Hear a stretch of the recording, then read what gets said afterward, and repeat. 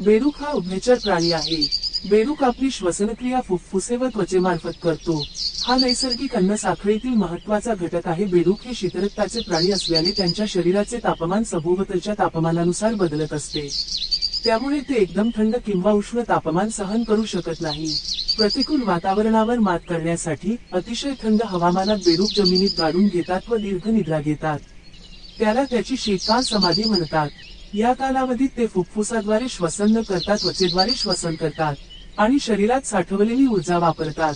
तर काही बेडूक उन्हाळ्यात स्वतःला मातीत गाडून घेतात। बेडूक हा प्राणी गांडूळ, लहान मोठे किडे, गोगलगाई, कोळी अशा प्रकारचे छोटे छोटे कीटक खातो।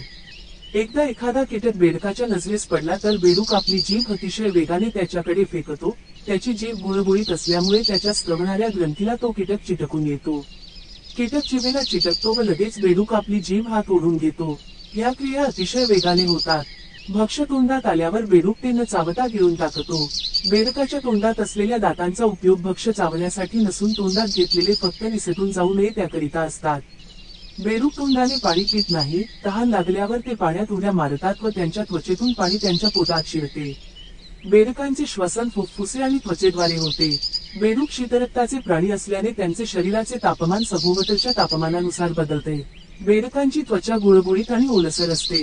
बेडकांचे पाय आणि बोटे लांब असतात, ज्यामुळे त्यांना पाण्यातून वेगाने पुढे जाण्यास मदत होते। बेडकांचा आहार मांसाहारी असतो, परंतु काही प्रजाती सर्वभक्षी असतात। बेडूक हे नैसर्गिक अन्न साखळीतील महत्त्वाचे घटक आहेत। बेडकांचा उपयोग कीटकांचा नाश करण्यासाठी केला जातो। बेडकांचा अभ्यास प्रायोगिक शरीरक्रिया विज्ञानात आणि प्राणीविज्ञानात केला जातो। बेडकांच्या पुष्कळशा जातींचा रंग पिंगट हिरवा किंवा तपकिरी असतो। काही जातींचे रंग भडक असतात तर काही जाती आपले रंग बदलू शकतात। बेडकांची त्वचा मऊ व ओलसर असते।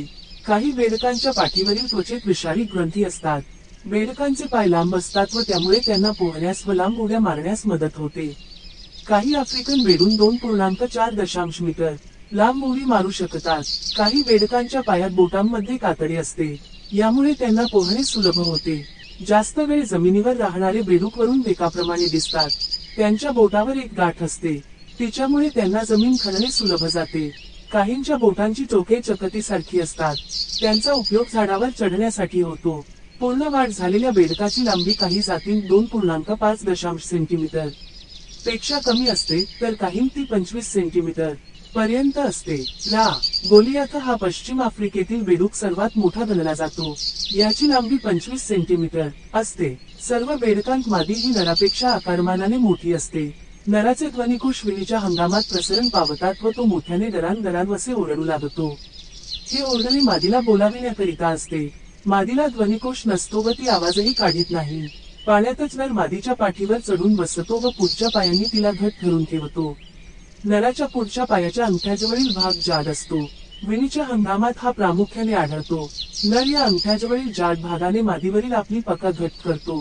या परिस्थितीत मादी अंडी बाहेर टाकते व नर त्यावर आपले शुक्राणू पुंज जनन कोशिका म्हणजेच पेशीत सोडतो। अशा रीतीने शरीराबाहेर पाण्यात अंड्यांचे बाह्य निषेचन फलन होते। प्रत्येक अंड्याला एक प्रकारचे जेलीचे आवरण असते। याचा रंग काळा असतो। अंडी पाण्यात घातल्यावर हे आवरण फुगते। ही सर्व अंडी एकमेकांना आवरणाच्या साह्याने चिकटतात। एका वेळी घातल्या जाणाऱ्या अंड्यांची संख्या बेडकाच्या जातीवर अवलंबून असते। काही बेडक्या 200 तर काही जातीच्या बेडक्या 30,000 पर्यंत अंडी घालतात। बेडूक हे रात्रींचर प्राणी आहेत। समुद्राचे खारे पाणी त्यांना अपायकारक असल्यामुळे बेडूक समुद्रात सापडत नाही। माहिती आवडल्यास व्हिडिओला लाईक करा। प्राण्यांविषयी नवनवीन माहिती करता आमच्या चॅनलला सबस्क्राईब करा।